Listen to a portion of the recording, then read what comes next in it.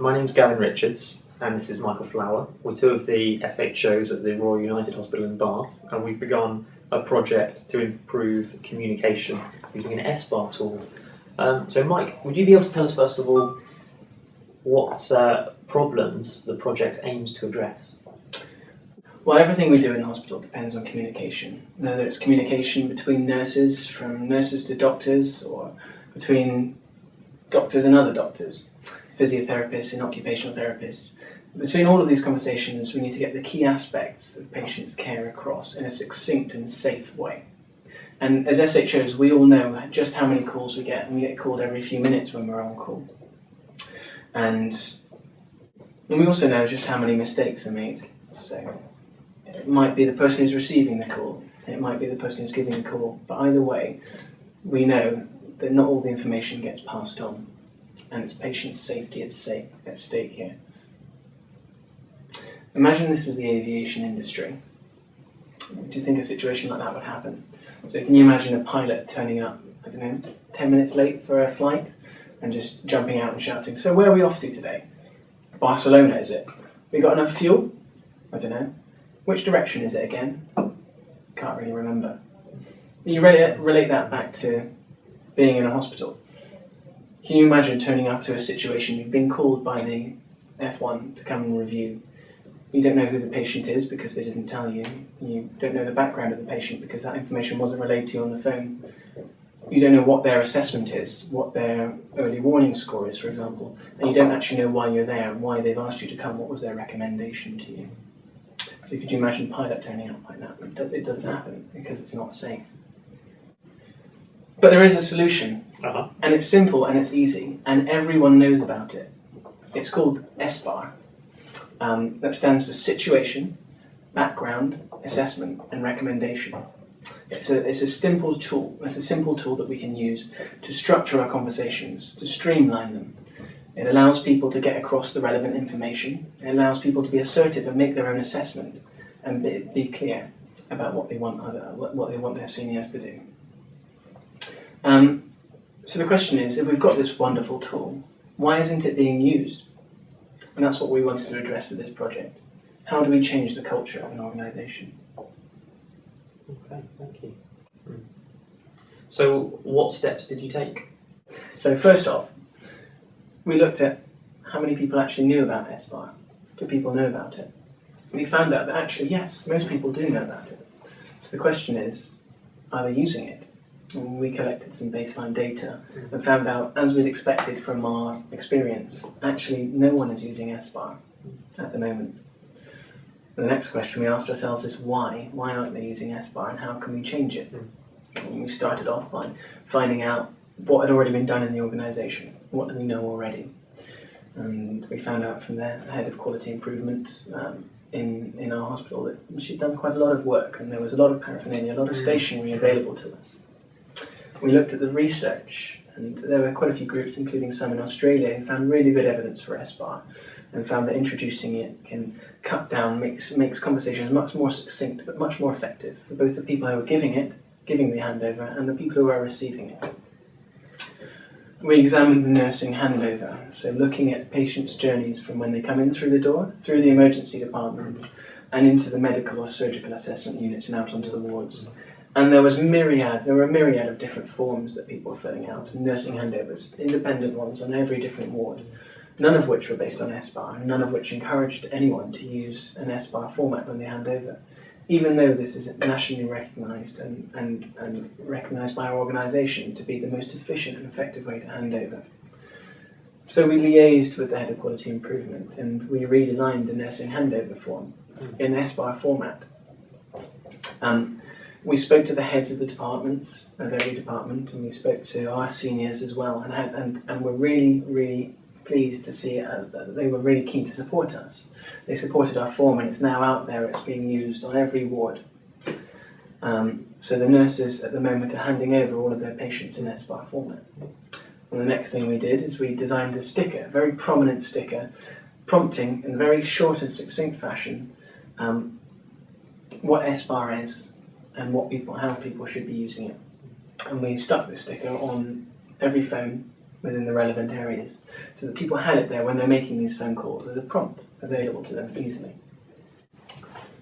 So then, having laid the groundwork and gotten all the stationery out there, we needed to inform everyone about what we wanted to do. So we designed a teaching session, but we wanted it to be novel. We didn't want it to be a lecture.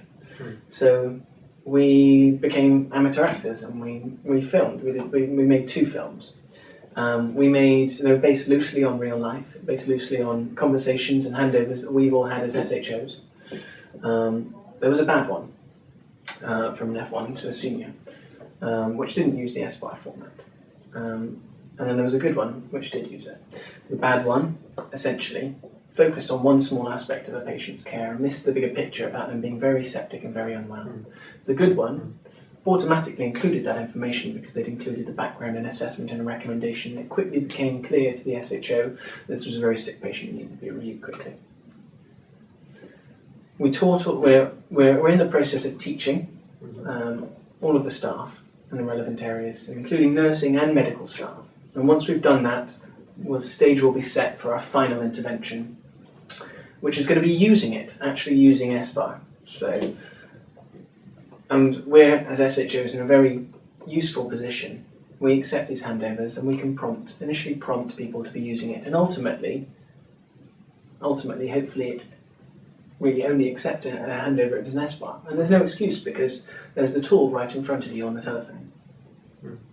So over time, we shall change the culture of the organisation. And throughout all of this, throughout all these interventions, we're collecting data on a run chart. All the SHOs, for every call that they receive, are collecting data. So we can follow our interventions and change course if we need to. Good. So that's what we do. Good, thank you. What are the benefits to patient care from this? Well, imagine this, that all communication in the hospital between nurses, between doctors, between physios and occupational therapists is all structured in a succinct fashion. SBAR will empower people to get across their assessment. It will make people take responsibility for their patients and communication will be safer. And to quote Martin Bromley, he's a pilot involved in patient safety in the aviation industry. In aviation, 75% of errors, 75% of mistakes are due to human factors. But what's the figure in healthcare? No one knows. We don't. Is it the same or higher or lower? We don't know. But you could argue it doesn't really matter. Because if you apply common sense and you take our experience, there are mistakes being made. If we can reduce those mistakes, we can reduce the number of mistakes with a structured communication tool. We can save patients' lives. And on the way through this project, what problems did you encounter and how did you overcome them? Well, really the biggest problem that we found was that everyone knows about SBAR. It's a very good tool, but no one uses it. How do we change the culture in this organisation? Well, we used a combination of teaching, of visual prompts and endorsement from seniors, and ultimately, probably most importantly, leading by example to change the culture of it and the inertia of this huge organisation. Good. Did you learn anything from this? Well, we learned a little bit about acting. Yeah. But ultimately we learned that, ultimately we're still in the early stages of changing culture in this organisation. We learned that there's a lot of goodwill out there. We learned that senior management are really supportive, and it's been really encouraging because everyone we've talked to has been very, very supportive of our project.